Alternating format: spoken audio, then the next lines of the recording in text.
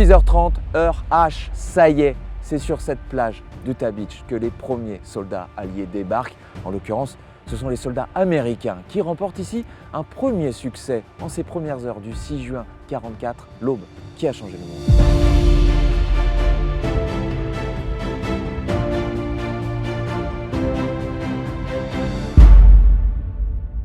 Mais revenons d'abord à peine quelques minutes en arrière. Avant la plage, il faut d'abord s'arrêter devant cet avion conservé au très beau musée d'Utah Beach que je vous invite à découvrir. Christophe, cet avion, il joue un rôle essentiel dans la réussite des opérations ici. Effectivement Thomas, les bombardements aériens sont très importants et nous sommes ici face à un B-26 Marauder. Alors c'est une représentation, c'est un vrai B-26 qui appartenait aux forces aériennes françaises libres et qui a été repeint depuis aux couleurs du D-Day, aux couleurs du jour J, avec les bandes d'invasion noires et blanches, mais aussi au nom de Dynamite. Tu sais qu'en anglais, en fait, on dit toujours « she » pour un navire comme pour un avion. C'est féminin pour eux. Et puis, on a peint 85 bombes parce que c'est l'avion du major David Dewhurst qui a complété 85 missions au-dessus de l'Europe. Il a survécu à la guerre et malheureusement mort juste après la guerre en 1948 et a laissé 2 orphelins qui ont pu visiter le musée et ont aidé à son agrandissement. Cette mission essentielle, il y a celle d'Utah Beach, dont on parle ici. Exactement, c'est la thématique d'Utah Beach. Il bombarde de manière parallèle. Et c'est là tout le génie de la chose. On n'est pas perpendiculaire, donc on ne risque pas de manquer son objectif. Ce que l'on fait, on bombarde parallèlement, et donc on peut bombarder de manière synchronisée. Il est le premier parce qu'il précède d'autres avions, et c'est pour ça que le Major Dewhurst a été aussi important le jour J. Ce qui permettra donc la réussite de ce débarquement à Utah Beach sur la plage qui se trouve ici, juste derrière. On y va tout de suite, Christophe. Allons-y.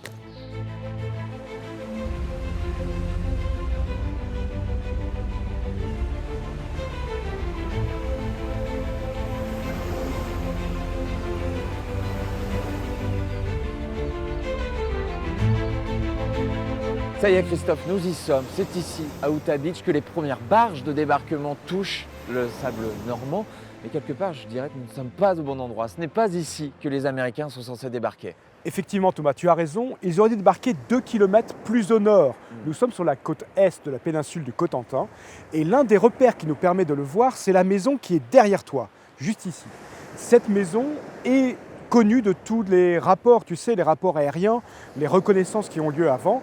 Et lorsque la 4e division, le 8e régiment précisément de la 4e division américaine débarque ici, commandé par l'assistant, le général Theodore Roosevelt Jr., eh bien, il réalise qu'il est au mauvais endroit. Mais il faut bien y aller quand même, une fois qu'on est là. Exactement. On va commencer d'ici, dit-il. Hein, c'est très Roosevelt. Tu sais bien que c'est le fils du président américain Theodore Roosevelt, qu'il a déjà connu la France parce qu'il est déjà un ancien combattant de la Première Guerre mondiale. Ce qui veut dire que lorsqu'il débarque, il a 56 ans, rends-toi compte. Mais tout se passe bien, et finalement, quelque part ici à Utah Beach. Grâce à lui, tout se passe bien. Et notamment, tu vois, cet homme d'expérience qui a poussé un petit peu le général Barton pour pouvoir venir ici, eh bien, il débarque, il a sa canne, figure-toi, il balance sa canne, il tournoie sa canne au-dessus de la tête et dit bah, on y va les gars, il encourage ces jeunes hommes. C'est un exemple assez extraordinaire qui survit au jour J, mais qui malheureusement mourra après un accident de voiture et il meurt d'une crise cardiaque le 12 juillet 1944 et c'est pour cela qu'il est enterré aujourd'hui au cimetière de Colville et qu'il reçoit une médaille d'honneur. Sa tombe est légèrement différente avec un lettrage d'or. Ce jour-là est vraiment sa gloire, c'est pour ça qu'il a eu cette médaille, mais il y a une certaine facilité, on va dire ici, parce qu'il trouve le point faible des défenses allemandes. Face à eux, il y a environ 75 Allemands. La majorité ont mon âge, notre âge, donc ils sont un peu trop vieux pour l'armée, exactement. Et puis sinon, il y a des jeunes recrues de 18-19 ans qui sont trop fraîches quelque part. Donc 75 hommes commandés par Arthur Janke, un jeune vétéran du front russe de 22 ans, mais qui a l'air plus d'un étudiant avec ses petites lunettes qu'autre chose. Et donc c'est parti, réussite ici à Utah Beach. On va le voir, ça va être beaucoup plus compliqué, beaucoup plus tragique à Omaha Beach dans le, et je dirais même les prochains épisodes.